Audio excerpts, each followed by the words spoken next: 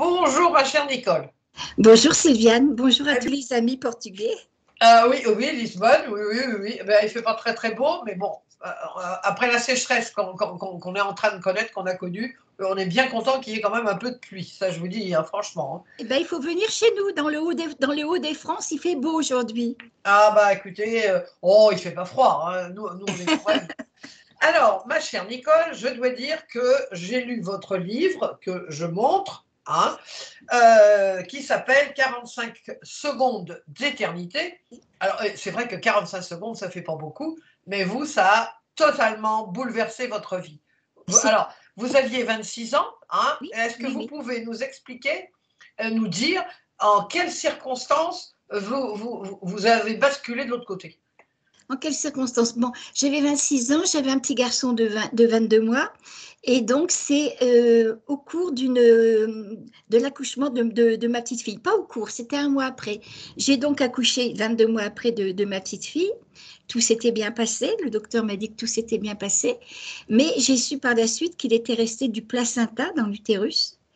Donc, ça avait abîmé l'utérus, quoi. Et donc, j'ai eu une chance extraordinaire parce que après donc l'accouchement, donc quand je suis rentrée chez moi, mon mari a pris 3 semaines de congé pour m'aider, voilà, avec mes deux petits enfants. Et la veille du jour où il devait retravailler, j'ai fait une très très grosse hémorragie. Je suis allée à l'hôpital avec 5 de tension, on m'a pris ma Oh là, tension. 5 de tension? Quand je suis arrivée à l'hôpital, j'avais 5 de tension. D'ailleurs, on m'a mis dans un fauteuil roulant. J'avais un drap entre les jambes. Je m'excuse, mais c'est un détail qui est important quand même. Et j'allais d'un service à un autre parce que je n'avais pas de billet d'entrée, quoi. Donc, voilà, on a fini par s'occuper de moi. On me suivait à la trace, hein, malgré le drap. Et donc, quand on s'est occupé de moi, on a su que j'avais 5 de tension. On m'a mis en transfusion toute la nuit pour me reprendre le lendemain pour faire un curetage. Et le lendemain, donc, quand j'ai eu 9 de tension, on est venu me chercher. Et donc, on m'a fait, je vois encore le chirurgien avec le masque. Et moi, j'avais 26 ans, j'étais jeune. J'avais peur simplement parce qu'il avait déjà le bistouri à la main. Et j'avais peur qu'on m'opère, qu'on me fasse quelque chose. Alors, j'avais peur de ne pas être endormie assez, quoi. Ah oui. Oui. Alors, je lui ai dit, docteur, surtout si vous devez m'opérer, faire quelque chose, attendez bien que je sois endormie. Il m'a dit, oui, mon petit, comptez. Je me rappelle de ça. Et j'ai compté jusque 7. Puis après, fini. Après, vous êtes parti. Alors, je ne sais pas si je suis partie tout de suite. Je ne sais pas si c'est en cours d'opération, puisqu'on a dû me faire une hystérectomie d'urgence parce que le placenta avait donc percé l'utérus. Donc, sur la table d'opération, j'ai refait une seconde hémorragie. Et donc, alors je ne sais pas si je suis partie tout de suite ou en cours d'opération, mais ce que je sais, c'est qu'à un certain moment, je me suis trouvée au plafond. Alors, tout ce qui était conscient en moi, je dirais moi, quoi, mon essence, moi, Oui. était au plafond. Je voyais de tous les côtés à la fois, mais alors vraiment une vision complètement panoramique. Et surtout, j'ai éprouvé, mais alors, un sentiment, quelque chose de particulier, de me sentir vivante au-delà de mon corps. Pour la première fois de ma vie, je prenais conscience que je n'étais pas ce corps, que j'étais l'habitant de mon corps. Voilà. Alors donc, j'entendais le médecin qui disait vite un flacon de sang. Heureusement qu'on était à l'hôpital. Alors il y avait donc une infirmière, une aide-soignante qui allait chercher un flacon de sang, encore un flacon, encore un flacon. J'ai su après que j'avais dévalisé la banque du sang de l'hôpital. Donc voilà. Mais moi, je me regardais, je me suis dit, parce que quand on est jeune, sans être une beauté pour autant, on a tout le monde la jeunesse pour soi, quoi. Bien Hein. Bon. sûr, bien sûr. Alors, à 26 ans, bon, il y avait bien mieux, il y avait pire aussi. Quand je passais devant une glace, je me faisais un petit sourire, ça allait, quoi. Oui. Tandis que là, j'avais des tuyaux dans le nez, dans la bouche. J'étais pas blanche, j'étais cadavérique. Je me suis regardée, je me suis dit, mais qu'est-ce que t'es moche, ma fille. Oh, Oui, j'avais encore des pensées bien terrestres, quoi. Mais ça n'avait plus d'importance déjà. Ça n'avait plus d'importance parce que ce corps-là, c'était moi et c'était pas moi, quoi. J'ai entendu le chirurgien qui a dit, elle me pète entre les mains. oh là, dis donc, oui. Donc vous étiez. Alors, vous avez cette. Alors, bon, avant Oui, qu'on on arrive à ces fameux oui, 45 ans, En 45 secondes, on y est déjà, là, dans ce que vous racontez, on est déjà dans les 45 secondes. Mais je voulais dire aux personnes qui vont voir cette vidéo que bon, depuis 1975, et le livre de Raymond Moody, La vie après la vie, qui a transformé le monde, hein, on peut dire. Bon, ça fait presque bientôt 60 ans, hein. Mine de rien, oui, plus. C'est un bienfaiteur de l'humanité, Raymond Moody. Et puis, bon, franchement, moi, quand j'ai lu ce livre, donc j'ai des dizaines et des dizaines et des dizaines de livres sur le sujet. Alors, de certains très, très, très intéressants. Mais moi, ce qui m'a vraiment beaucoup plu dans votre livre, hein, que je remonte, 45 secondes d'éternité, c'est votre authenticité, c'est votre simplicité, votre humilité. Voilà, avec le terme jungien, enfin à moi, vous ne vous la pétez pas, quoi. Voilà, vous ne vous la pétez pas. Attention, je me sens enflée là en ce moment. Ah non, ne vous enflez pas, ne vous enflez pas. Je dis que c'est une réédition, hein, c'est une réédition, c'est sorti aux éditions Exergue, là, que ça vient de sortir. Oui, que je la remercie beaucoup. Mais vous avez, alors on va en parler, j'espère, un peu longuement, hein, si vous avez un peu le temps, c'est que vraiment vous racontez des choses sur les NDE ou EMI en français que peu de gens racontent. C'est-à-dire que votre parcours après ces 45 secondes d'éternité. Oui. Alors là, on est donc je voulais faire cette petite parenthèse, hein, parce que c'était important. Donc là, on est déjà dans les premières secondes d'éternité. Quand vous êtes au plafond et puis que vous dites « Oh, dis donc, t'es pas Jojo, ma pauvre fille !» Bon, on est encore bien sur la terre, là. Hein. Voilà. Alors, quand est-ce que vous êtes parti? Qu'est-ce que vous avez vu? Mais avant de partir, Sylviane. Pardon? Avant de partir, j'ai pensé à mon mari et mon beau-père qui étaient dans ma chambre quand on m'a emmenée de ma chambre à la salle à l'opération, oui. Alors, mon mari m'avait dit, t'en fais pas, tu sais, tout va bien se passer. On t'attend dans la salle d'attente. Je pense à eux. Je n'avais jamais eu l'occasion d'aller dans la salle d'attente de l'hôpital. Je n'avais jamais été opérée et puis j'avais jamais eu l'occasion. Mais je pense à eux, je traverse les murs, je vais directement dans la salle d'attente. Non, mais sur le coup, ça va tellement vite qu'on n'y pense même pas, quoi. Disons que ça se fait, c'est tout, ça se fait. Après, on se dit, mais comment est-ce possible? Je ne sais même pas le chemin qu'il faut emprunter pour y aller. Comment c'est possible? J'arrive dans la salle d'attente, je me trouve dans la salle d'attente, et je me dis, mais c'est bizarre, il n'y a ni banc ni chaise pour une salle d'attente. J'ai pensé tout simplement, bon, c'était peut-être un jour de grand nettoyage où il y avait peut-être des travaux, c'est tout. Mon mari me l'a confirmé après. Donc, c'est vrai, il y avait mon mari et mon beau-père. Et mon mari, tous les deux faisaient les 100 pas. Et moi, je les voyais, quoi. Là, par exemple, en ce moment, Sylviane, à travers l'écran, vous me regardez, je vous regarde. Oui. On se rend compte qu'on a un contact. Tandis que là, je voyais mon mari et mon beau-père, ils ne me voyaient pas. Alors, je faisais des coucous, j'allais à droite et à gauche, rien à faire. Je ne comprenais pas ce qui m'arrivait là. Franchement, je ne comprenais pas. Et bon, alors, tout en étant moi, j'avais la notion, c'était comme si j'étais plus vaste que moi, et j'avais la notion, par exemple, je suis allée dans le cœur de mon mari.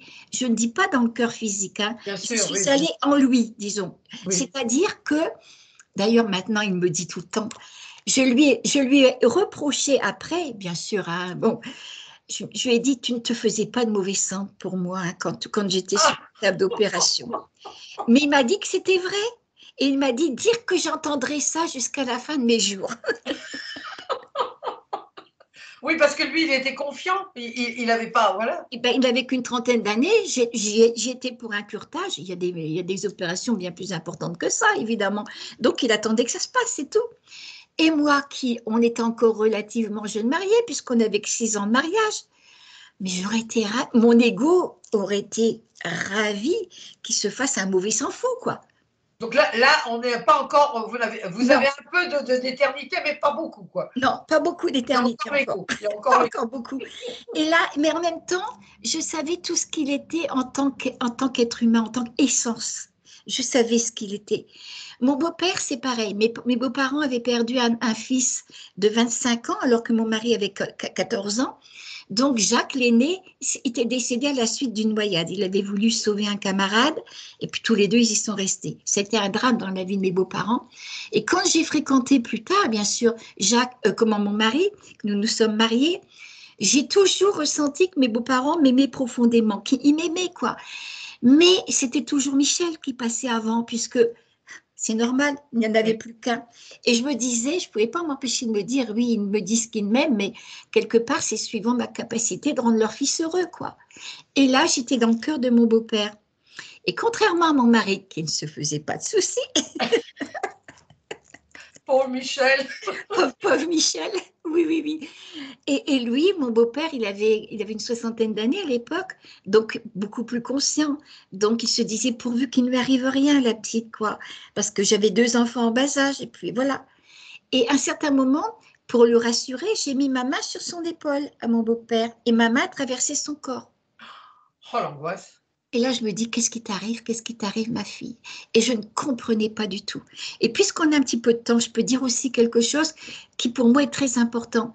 Ma belle-mère, la veille que j'aille donc à l'hôpital, donc quand j'ai fait cette hémorragie-là, et puis qu'il a fallu que je confie mes enfants très très vite à quelqu'un autour de moi, ma belle-mère, elle habitait pas loin.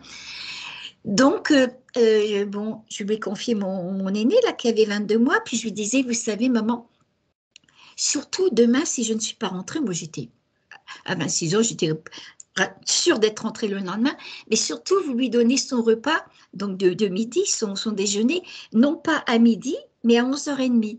Parce que j'avais remarqué que mon petit garçon mangeait de bon appétit à 11h30, et à midi, il avait envie de faire la sieste, quoi. C'était trop tard pour lui, quoi.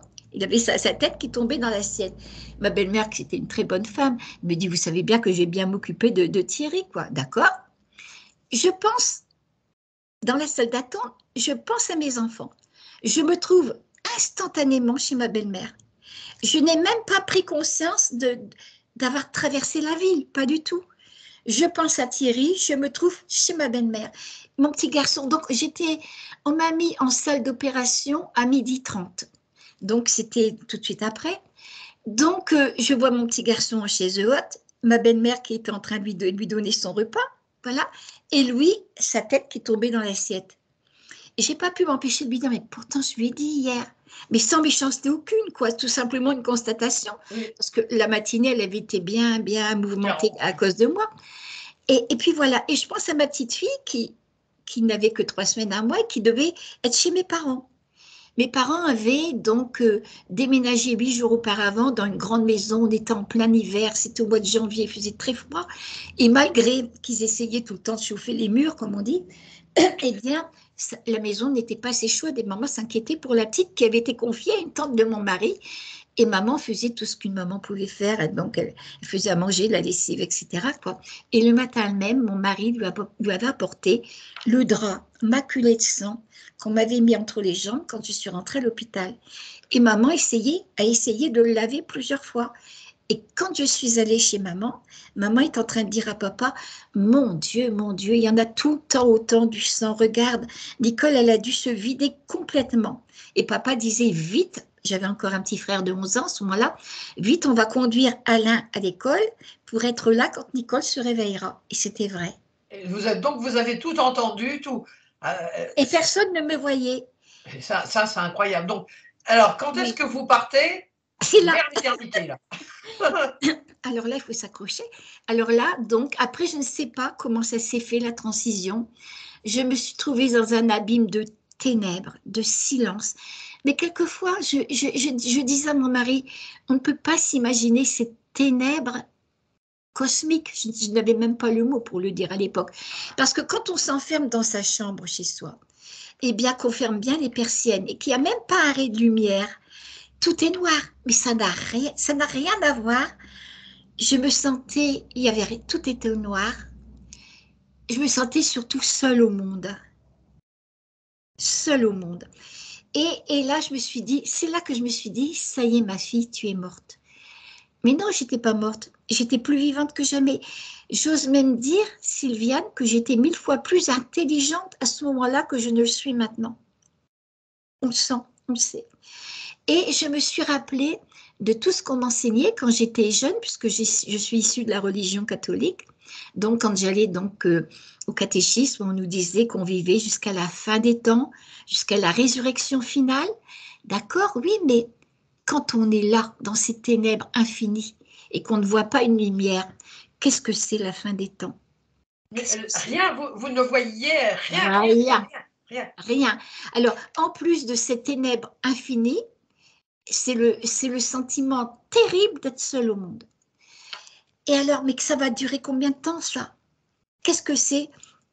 Qu'est-ce que c'est? Donc, cette éternité-là, 1 million d'années, des milliards d'années, qu'est-ce que c'est? Et là, oui, peut-être que ça n'a duré qu'une fraction de seconde ou même pas. Mais j'ai eu quand même quelque chose comme une angoisse qui est montée à cause de ça, quoi, à cause du temps. Et là, j'ai vu donc une petite épingle de lumière. Et je dis tout le temps, imaginons-nous un ciel d'encre, voilà, et d'un seul coup, il y a une étoile. C'est fini. C'est fini, c'est tout l'espoir du monde qui est là. Et à partir de ce moment-là, j'étais propulsée à toute vitesse vers cette lumière. Alors, certaines personnes parlent d'un tunnel. Oui. Je ne sais pas si c'est un tunnel ou un vortex, j'en sais rien. Je ne sais pas si c'est un vrai tunnel ou si c'est pour moi du moins, ou si c'est la vitesse qui crée comme un tunnel. Mais qu'importe, qu'importe. J'ai senti des bruits violents qui s'atténuaient, des lumières, beaucoup de lumières différentes, des présences. Je voyais des présences diaphanes, comme si c'est un chemin qui était là, sans pouvoir voir vraiment leur visage. C'était des êtres de lumière. Et puis, cette lumière, voilà, je m'approchais à toute vitesse, cette lumière qui a pris tout l'horizon. Et puis, je suis rentrée dans la lumière. Sylviane, c'est le plus beau moment de ma vie. Oui, c'est ce qu'ils disent tous, tout le monde, hein, tous ceux qui ont vécu des NDE ou des amis. Et il n'y a pas de mots, hein, Il selon n'y moi. a aucun mot. C'est le plus beau moment de ma vie. Je revenais chez moi. J'étais dans ma patrie, j'étais chez moi. Et puis alors, cette lumière-là, on ne peut même pas la décrire. Quand je veux la décrire, je rentre encore dans le mental. C'est bien au-delà du mental. Oui, oui. Voilà. Mais il faut quand même employer des mots pour communiquer. Cette lumière-là, c'est quelque chose de vivant. C'est la vie en même temps. C'est une connaissance totale. C'est une sagesse totale. C'est l'amour. Et moi, je me dis, je sais maintenant, je le sais. Premièrement, qu'on ne meurt pas, mais je ne suis pas là pour convaincre qui que ce soit, mais moi, je le sais. Mais que la substance de l'univers, l'énergie, la substance de l'univers, c'est l'amour. L'amour et la lumière. Et c'est ce que tout le monde, toutes les religions ou les mouvements religieux en parlent, ou spirituels, c'est ça, c'est l'amour. C'est l'amour. Alors, on ne peut même pas comment le comparer à un amour terrestre. Parce que par rapport à maintenant, je vais dire à mon mari que j'aime infiniment et mes enfants, bon, je vais symboliser ça par un cœur, je mets mon cœur dans ma main, je le donne à mon mari, je le donne à mes enfants, mais je tends, en tant qu'humain, je tends l'autre main pour en recevoir autant. Oui. C'est déjà beau, mais voilà. Tandis que de l'autre côté, je ne sais pas, j'étais rentrée dans l'amour. Et mieux que ça, je devenais l'amour. Plus tard, j'essayais de faire comprendre ça à mes enfants. J'ai dit, bon, admettons que vous êtes des jeunes enfants, que vous n'ayez jamais connu l'eau. C'est pas possible parce que déjà, on l'est là. Mais admettons que vous n'ayez jamais connu l'eau. On vous dira à l'école, l'eau, c'est H2O. La belle affaire, hein. Bon. Oui. Le mieux, c'est encore de prendre l'enfant par la main, puis de le conduire se baigner dans la mer ou l'océan, etc. Il pourra se dire, oui, l'eau, elle est chaude, elle est froide, elle est fluidique, oui. C'est pas encore connaître l'eau. Pour connaître l'eau, il faut devenir l'eau. Ben oui, voilà. Donc vous êtes devenu amour. Amour. C'est ça qui est incroyable. L'amour inconditionnel, c'est ça. Voilà. Et cet amour-là, je peux vous assurer, il ne juge pas. Voilà, j'étais complètement comblée, restaurée. J'étais devenue l'amour. Cette expérience d'être l'amour et d'être un. Et d'être un. Parce que tout en étant moi, je ne peux pas l'expliquer, je devenais tout. Peut-être comme un sucre qui fond dans l'eau, sans oublier qu'il est le sucre pour autant. Mais je m'agrandissais aux proportions de l'univers et je comprenais qu'il n'y avait qu'une chose dans l'univers, c'était l'amour. On est des parcelles d'amour, mais on est en même temps fondu dans l'amour, quoi. Ah oui, oui, parce qu'on en parle beaucoup, hein, on parle Oui. beaucoup tout le monde dit oui, c'est l'amour, mais en réalité, il y en a très très peu qui le pratiquent vraiment. Et là, il y a quelqu'un qui vous dit qu'as-tu fait pour les autres? C'est ça. Ah oui, mais même pas là, là déjà. Est-ce que j'ai combien de temps, Sylviane, pour... Oh, allez-y, allez-y. Il ne faut pas faire 1 heure parce que sinon, YouTube n'accepte pas 1 heure. Alors, Bon, je alors je vais saurai. essayer. Bon, je vais Je essayer. saurai. Mais là, je me suis déjà trouvée dans un très très beau jardin. Bon, ça peut être un jardin sur la. Moi, j'ai déjà visité des beaux parcs. Oui, d'accord. Mais là, je voyais la vie dans l'herbe. Je voyais, il y avait des couleurs plus jolies, plus belles, plus pastel. Il y avait d'autres fleurs. J'ai 4 êtres qui sont venus vers moi. Et c'était des êtres que je n'ai jamais vus sur la terre, mais que je reconnaissais et qui lisaient en moi comme un livre ouvert. Et je n'aurais voulu leur montrer que ce qu'il y a de meilleur en moi, bien sûr. Voilà, d'accord. Et puis, déjà, je me suis assise près d'un ruisseau, c'était de la lumière d'eau. Et j'ai pensé à ce moment-là, mais on fait tout le contraire sur la Terre, parce que quand on perd un être cher, ben, souvent on se dit on ne se reverra plus jamais, c'est une désespérance infinie. Si on pouvait savoir qu'ils sont sur le chemin qui mène à la vie, quoi, et qu'ils sont peut-être déjà, mais qu'au moins ils sont sur le chemin qui mène à la vie, c'est une des raisons finalement qui font que je témoigne maintenant. Et puis, dans ce beau jardin, j'ai vu venir à moi mon petit frère. Alors, quand j'avais 11 ans, j'ai perdu un petit frère de 7 mois. Alors, je ne sais pas si vous vous rappelez, à cette époque-là, il y a beaucoup de petits-enfants qui mouraient suite à une toxicose. Oui, Le, oui, doc- oui. hein, voilà, le docteur avait expliqué à maman, il avait une peine infinie, le docteur, parce que maman, c'était une femme très méticuleuse, très soigneuse, et ce virus-là attaquait les intestins très fragiles des enfants qui mouraient déshydratés en quelques heures ou quelques jours au maximum. Donc, mon petit frère avait attrapé ça. Donc, il était décédé. Et moi, je me rappelle tout le temps, quand il est venu au monde, ce petit frère-là, j'avais 10 ans. Et j'étais assez âgée, parce que j'ai eu d'autres frères avant. Mais mes autres frères, je les aime autant, mais c'est des camarades de jeu. Tandis que là, j'étais sa petite maman. Et je disais à maman, regarde les petits ongles bien, bien roses, les petites oreilles bien ourlées. Je disais à maman, mais comment on a fait, comment on faisait avant qu'il soit venu au monde, quoi. Et donc, j'ai eu une peine, mais même encore maintenant, même que je sais qu'il est vivant, Oui. mais j'ai encore une peine infinie. Et donc, bon, et voilà qu'il s'appelait Pierre. Je vois un jeune homme resplendissant de lumière qui vient vers moi. Et alors, ce qui est formidable, je me suis trouvée dans ses bras. Il était solide et moi aussi. Vous avez su tout de suite que c'était Pierre. Alors, bien sûr, il y a bien des gens qui m'ont dit, mais Madame Dron, il y a une grande différence entre les traits d'un bébé et puis les traits d'un jeune adulte. Comment vous pouvez être certaine? Je ne peux rien démontrer, hein, je ne peux rien. Bien sûr, bien sûr. Mais Mais vous l'avez je pense que senti. c'est une connaissance d'âme à âme. Oui, c'est C'est ça. même pas que je l'ai senti. C'était Pierre, c'est tout. C'était Pierre. Alors, on s'est trouvés dans les bras de l'un de l'autre et je lui ai dit, mais c'est pas tout à fait comme ça. C'est une télépathie. Plus qu'une télépathie, c'est une communion. J'étais lui, il était moi. Voilà. Et donc, voilà, ses pensées devenaient les miennes et vice-versa. Ses sentiments, voilà, on communiante. Je ne peux pas te dire autrement que je lui ai dit, mais si papa et maman étaient là, mais tu ne te rends pas compte quel bonheur ce serait pour eux.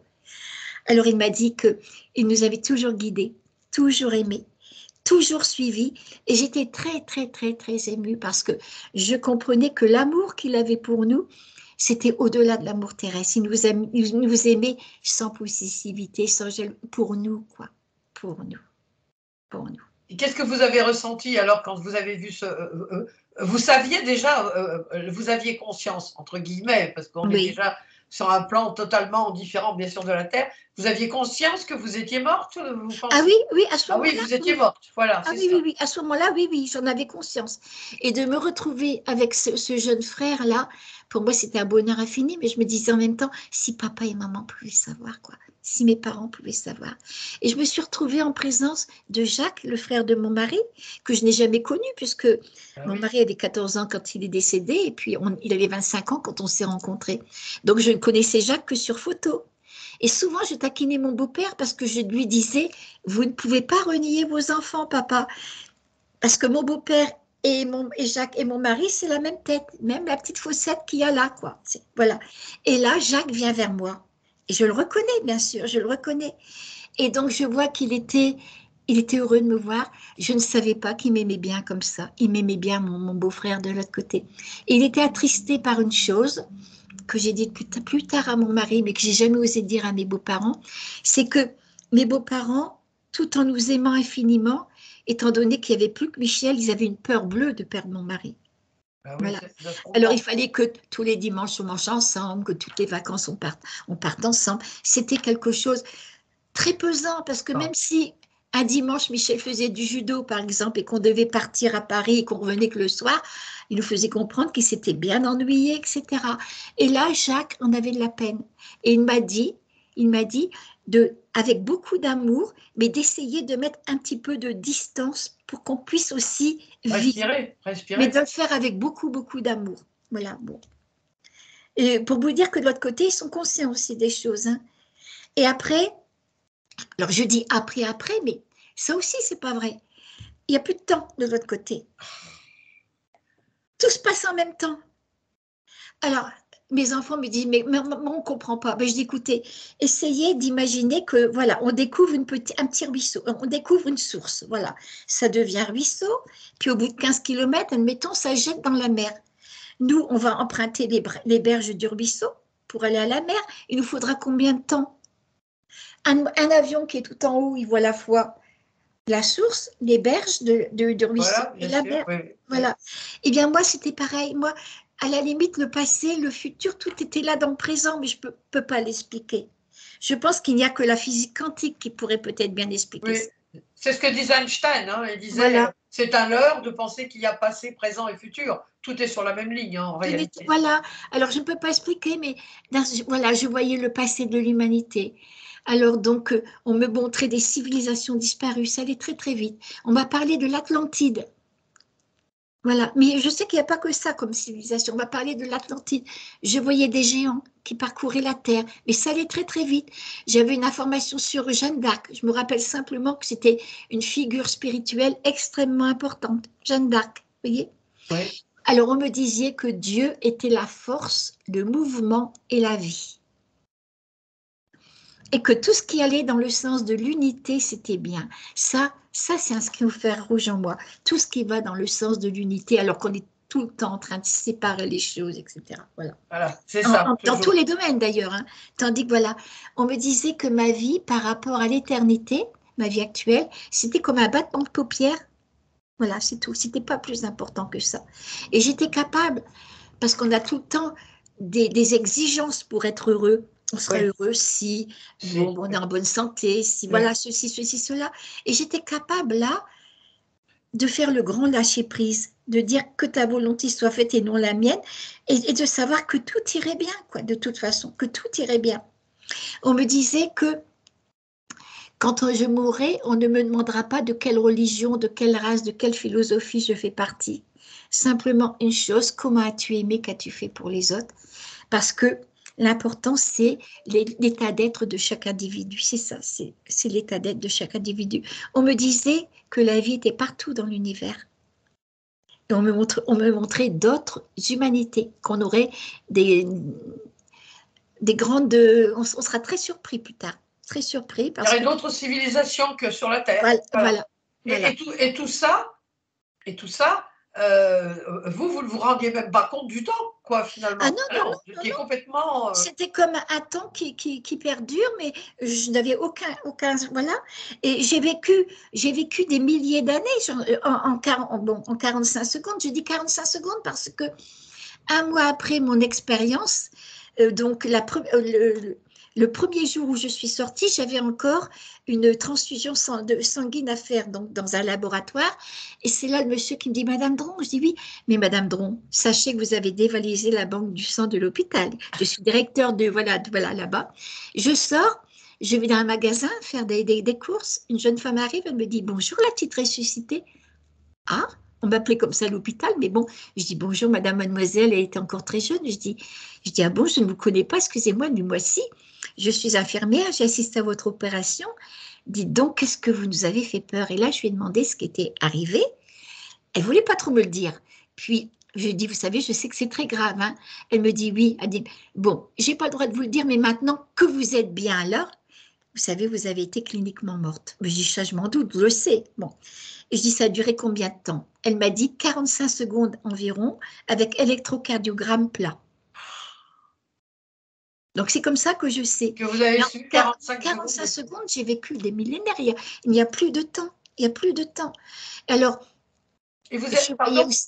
là je vous interromps, mais tout ce que vous voyez, qui est-ce qui vous disait tout ça? Qui est-ce qui vous disait tout ça? Alors, il y avait à la fois, quand on rentre dans la lumière, on rentre dans une salle d'enseignement 100 mètres. Oui, Bon, c'est tout. Alors, il y en a qui disent avec un langage scientifique, la lumière, c'est de l'information, mais oui. Donc, il y a eu donc mon petit frère qui était près de moi, il y a eu donc Jacques aussi. Mais on sait, je peux pas vous dire oui comment. c'est ça. On ne sait pas comment on sait, mais on Mais sait. on sait tout, Voilà. on sait tout. On disait donc, quand j'ai vécu cette expérience, c'était en janvier 1968. Ça fait loin, quoi. Hein. J'avais 26 ans à l'époque, donc ne cherchez pas, je vais avoir 81 ans, quoi. Hein. Et donc, on me montrait que à cette époque-là, donc en 68, tout était florissant. Il y avait du travail pour tout le monde, voilà. Alors, on me montrait l'avenir. Alors, on me disait qu'il y aurait un chômage qui s'étendrait sur le monde entier, qu'il y aurait comme une peste qui s'étendrait sur le monde entier. Et je voyais surtout, bon, des choses qui malheureusement sont en train d'arriver maintenant, comme des cataclysmes, des éruptions volcaniques, des tsunamis, etc. Et surtout une violence inouïe, une violence Oui, inouïe. oui, oui. Beaucoup de Voilà. violence, oui. Et cette violence, ça n'allait pas. Et on me montrait des choses comme ça qui risquaient d'arriver. C'est pas que je ne veux pas le dire, c'est que c'est conditionné. C'est pas que ça va arriver à coup sûr. On me disait que ces choses qu'on me montrait, ça risquait d'arriver si on ne changeait pas de conscience. Parce que en 68, il y avait déjà une grande technologie, alors que dire de maintenant, hein, bon. Oui, oui, oui, oui. Mais que la fraternité, la conscience n'avait pas accompagné cette technologie. Et donc, si vous voulez, moi j'ai conscience que tout ce qui arrive en ce moment, en grande partie, c'est notre faute. Bien sûr, On ça est je suis d'accord responsable. avec vous. Oui, oui, oui, oui. Parce que, et je comprenais qu'il fallait, c'était même pas essayer, bien sûr que essayer de s'améliorer, c'est très important, ça nous est demandé, mais à un point qu'on n'a même pas, qu'on ne peut même pas s'imaginer. C'est plus qu'essayer de s'améliorer, c'est de vivre, on vit en ce moment dans un monde de matérialité. Oui, hélas. Voilà, c'est le pouvoir, c'est la compétition, c'est tout ça, quoi. Voilà, c'est avoir le plus pour paraître le plus, etc. On est dans une illusion complète parce que quand on va mourir, nos dents en or, pouf, on va les laisser. Oui, Notre oui, oui, voiture en oui, or, oui, oui. je On ris, hein, laissera tout. je caricature évidemment.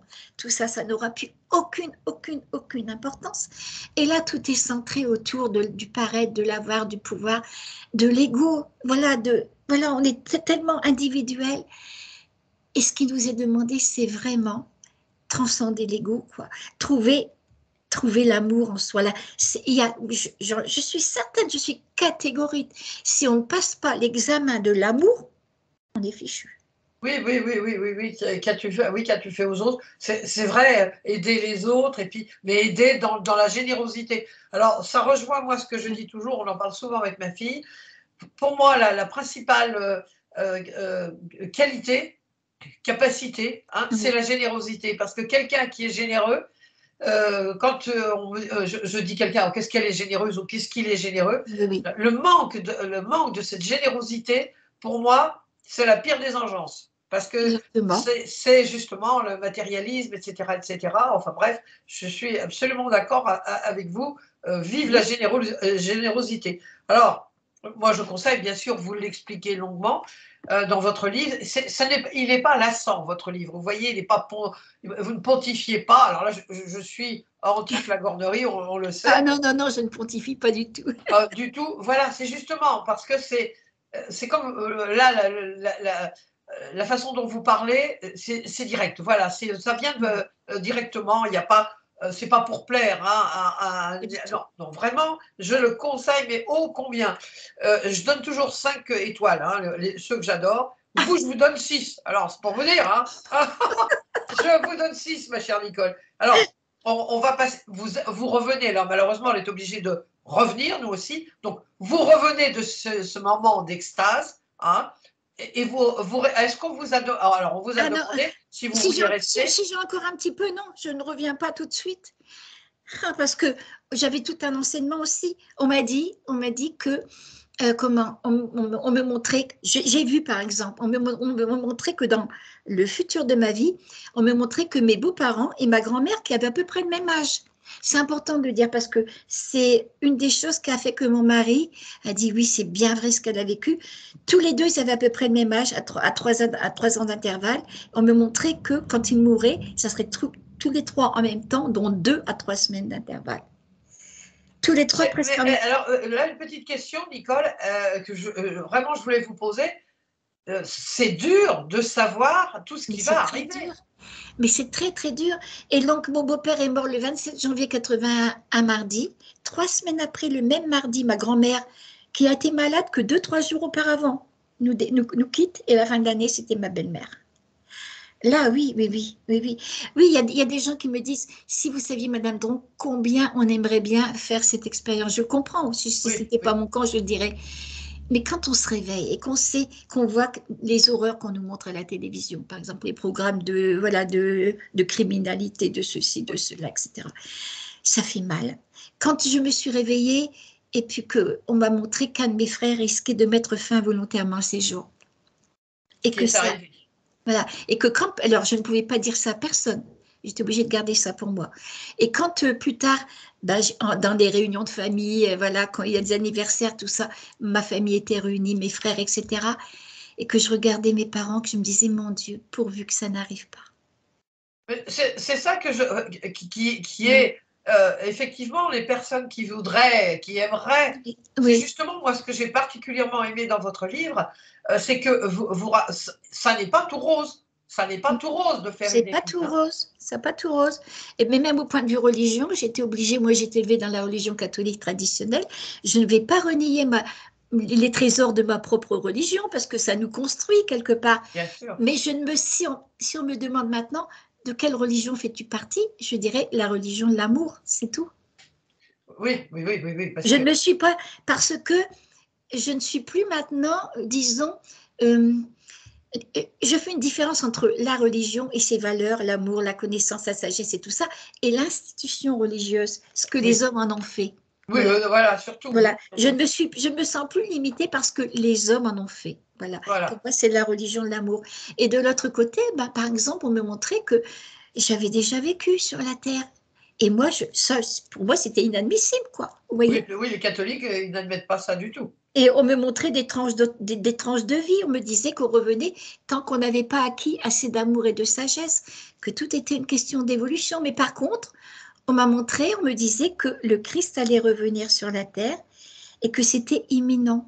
Alors, mais le Christ, en même temps, j'avais cette information qu'il ne faisait partie d'aucune religion, qu'il était au-delà de toute religion parce qu'il était dans toute. On me disait que c'était la plénitude de la vie dans chaque être humain, la perfection de l'amour et de la sagesse dans chaque humain, dans tout ce qui vit d'ailleurs, dans tout ce qui Alors, vit. on vous a donc donné des informations extraordinaires, positives, mais d'un autre côté, regardez votre frère dans ces réunions de famille et vous dire, mon Dieu, Ah, pourvu que et ça oui. n'arrive pas, c'est quand même lourd, hein. Et je me suis dit, oui, oui, Sylviane, parce que combien de fois je me dis, si on me l'a dit, c'est peut-être parce que si un jour il traverse des difficultés importantes, eh bien, on sera là, on l'épaulera, hein.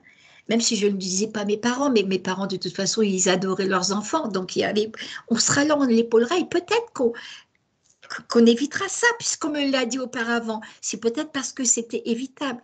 Non, c'était beaucoup plus que, voilà, on n'a pas pu éviter ça. Mais c'est vrai qu'il faut vivre avec tout ça. Et ça c'est quelque chose que rarement on lit dans un livre, que ça n'est pas évident. Alors, Oui, je regarde l'heure, ça n'est pas pour vous, mais parce que je sais que YouTube, il ne oui, faut pas oui. dépasser 59 minutes. Alors, ça c'est sûr. Alors, donc on est à 39. Donc, il nous reste Oui, oui, oui, oui, non, mais il faut le 15, dire. 16 minutes, voilà, on va dire, pour être vraiment à l'aise.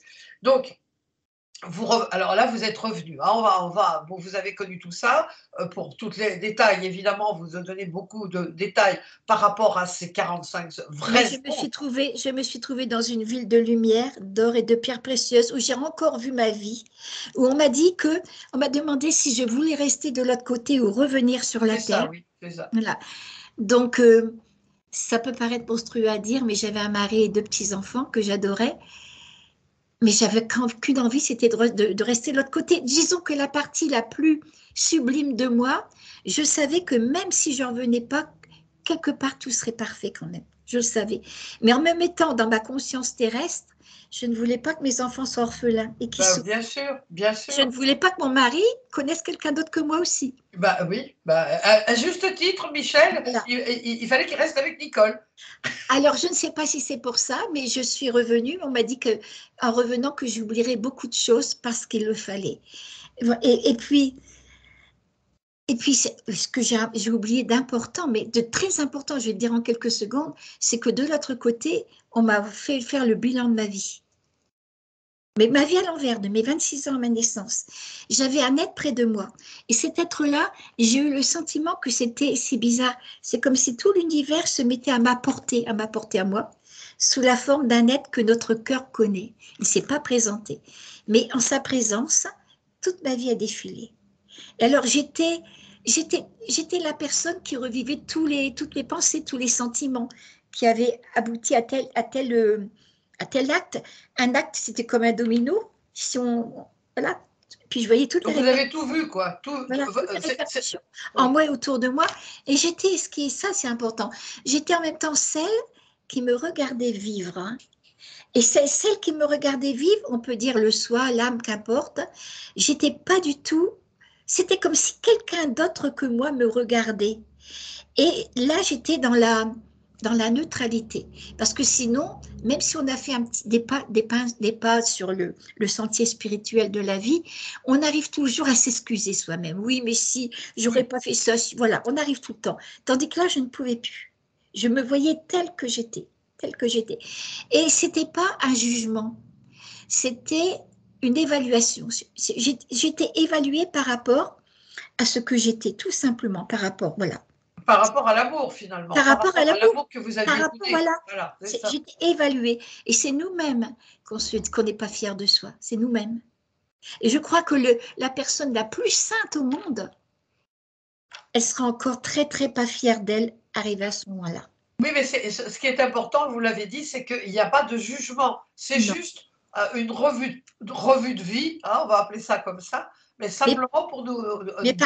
mais par rapport aux vraies valeurs de la vie, Voilà, c'est ça, par c'est rapport ça. à l'amour et à la sagesse. Et quand j'avais fait du bien à quelqu'un, j'étais dans le cœur de la personne à qui j'avais fait du bien. J'étais moi, mais comme j'étais l'autre en même temps.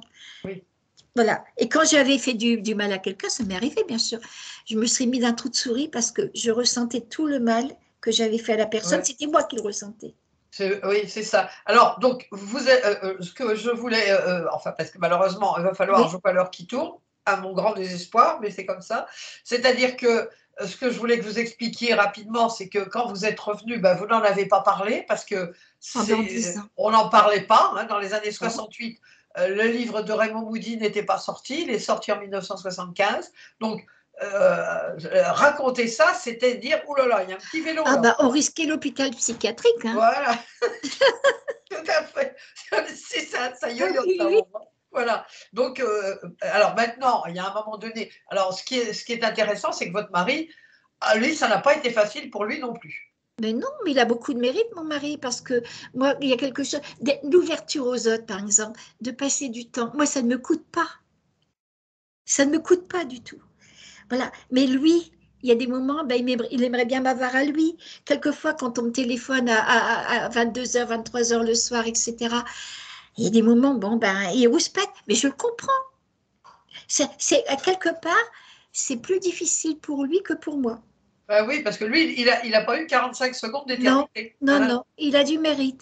Et je me dis que les conjoints, c'est pas facile pour la personne qui a vécu une expérience et pour la personne qui vit avec. Parce que quand on a vécu une expérience, bon, il a fallu quand même 30 ans pour que mon mari et moi, on s'harmonise, que des choses se passent dans la vie qui se concrétisent. Voilà, il a fallu quand même du temps, c'est pas évident.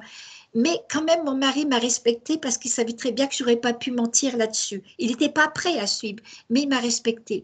Mais il y a des couples où ce n'est pas le cas, où le mari ou la femme disent non, ça ne va plus, etc. Et ce n'est pas étonnant qu'il y ait un grand fossé, que des couples se séparent, quoi. Voilà.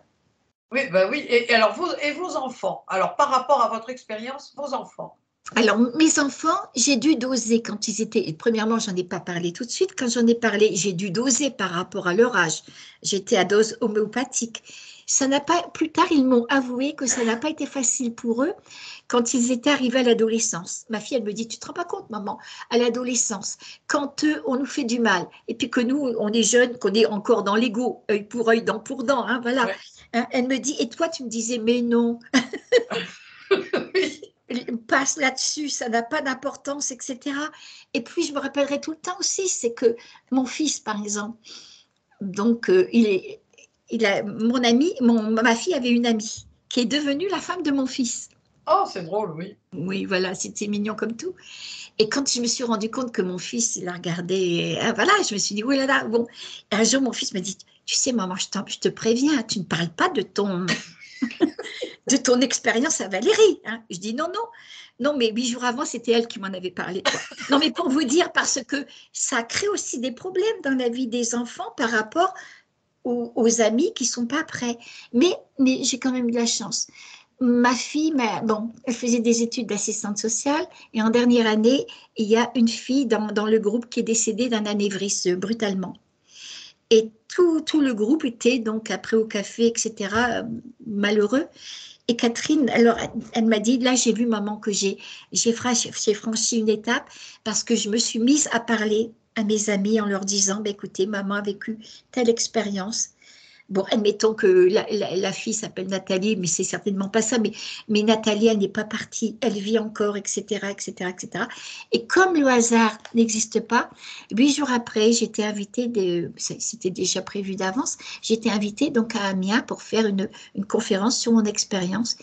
Et la classe y était, et même les professeurs. Oh, oui, il n'y a pas de hasard. Hein. Il n'y a pas de hasard. Mais ça n'a pas été facile à l'adolescence par rapport. Ils ne voulaient pas se démarquer du groupe par rapport à leurs camarades. Voilà, bien sûr. Maintenant, il n'y a plus de problème. Mais quand je suis allée à Amiens, quand j'ai parlé à Amiens, Catherine me l'a avoué, donc ma fille, des années après, elle m'a dit, tu sais, maman, ça m'a fait un choc. Parce que pour moi, tu es toujours ma petite maman. Celle qui, en hiver, va nous mettre de cache-nez à la place d'un, quoi. Voilà. Et puis là, je te vois derrière une table où tu parles totalement à l'aise de ton expérience. J'étais impressionnée, quoi. Bah, oui, parce que c'est totalement différent, ça. Voilà. Et alors, vous avez un petit-fils qui vous a dit, dis mamie, comment on vit quand on est mouru? J'ai 4 petits-fils, 4 garçons de 28 à 23 ans maintenant. Mais l'aîné, lorsqu'il avait 5 ans, m'a posé cette question-là. Mais alors, il m'a posé ça, mais toutes les questions j'en ai fait un chapitre de mon livre, de mon second livre. Mais c'est là qu'on se rend compte que les enfants, ils sont très spirituels. Oui. Extrêmement très. Voilà. Mais mamie, comment on vit quand on est mouru? Et puis donc voilà, je vous laisse découvrir ça. Alors, donc, ce deuxième livre maintenant va être réédité l'année prochaine, aussi aux éditions Très Daniel, ou Exergue. Donc, pour terminer. Sous un autre titre. Sous un autre titre, précisément parce qu'on peut croire que c'est un livre pour enfants, mais non, voilà. C'est justement un livre qui répond à des questions très pointues qu'on m'a posées suite à mon premier livre. Est-ce que vous avez un site? Oui, j'ai le site nicoledron.com. Ah d'accord, bon, bah, je vais mettre tout ça. Mais mon second livre est encore réédité. Ah, d'accord. Ah, bon, bah, il est encore réédité. Vous regardez le premier. Non, vous n'avez pas le premier. Aux éditions Kimzo. K-Y-M-Z-O. Il est chez Amazon? Non, il n'est plus chez Amazon là. Il est simplement donc à l'éditeur. Mais en faisant nicoledron.com, vous tombez sur le site. Il n'y a pas de problème. D'accord. Alors, sur l'éditeur. Écoutez, ma chère Nicole, moi je reste vraiment. Alors, je remontre votre livre. Hein, comme je vous ai dit à la présentation, j'avais préparé tout un tas de questions. Vous voyez, j'avais tout. Mais finalement, c'est toujours, ça se passe toujours comme ça. C'est important. Je prépare les questions. La première, d'accord, et puis après, ça va. Chacun, bon, c'est important. Ça doit rester naturel, c'est tout. Oui, il vaut mieux que ça soit naturel. Alors, donc, alors peut-être que les personnes vont se dire, ah oui, mais elle a eu accès au futur, hein. Donc, Oui. qu'est-ce qui va survenir, qu'est-ce qui va arriver maintenant? Donc, vous n'avez pas eu accès, on ne vous a pas dit, il va arriver ça, ça et ça. On vous a simplement dit que si on ne changeait pas de conscience, c'est-à-dire que si finalement on ne pratiquait pas l'amour véritable, Oui. inconditionnel. Non, mais ça risque d'être catastrophique si. Et pour moi, le si est déterminant. Je crois qu'il faut vraiment prendre conscience que on n'est pas qu'un corps, on a une âme, quoi qu'on l'appelle, qu'on dise le soi, une âme, etc. Mais on est habité par une essence, il y a des valeurs, il y a l'amour, et il n'y a que l'amour qui sauvera le monde. Et donc, on est vraiment à la croisée des chemins en ce moment. J'en ai vraiment conscience. Et que si vraiment, si on reste dans notre état individuel, matérialiste, égoïste, etc., on va à la catastrophe, ça c'est vrai. Mais on a en main tout ce qu'il faut Tout ce pour qu'il en faut prendre pour changer. conscience, pour changer. Voilà. Eh bien, écoutez, Nicole, je vous remercie infiniment. Je remontre votre livre pour les personnes. Voilà, donc c'est 45 secondes d'éternité qui ont bouleversé votre vie, mes souvenirs de l'au-delà et pas que, parce que vous parlez aussi de votre vie aux éditions Exergue. Enfin, je mettrai tout dans mon article. Je vous remercie infiniment. Merci Sylviane, merci à toutes et à tous aussi de m'écouter. Mais écoutez, c'est formidable, surtout d'avoir votre spontanéité, votre naturel. Ça c'est formidable. Mais vous aussi. Ah, mais oui, on est quasiment du même âge. Oui, Alors, hein, c'est bien agréable. alors, vous savez, on est vraiment, on a partagé les mêmes souvenirs, hein, ça c'est sûr. Oui, oui. Je vous embrasse et Moi je vous aussi, dis je à vous très embrasse. très bientôt.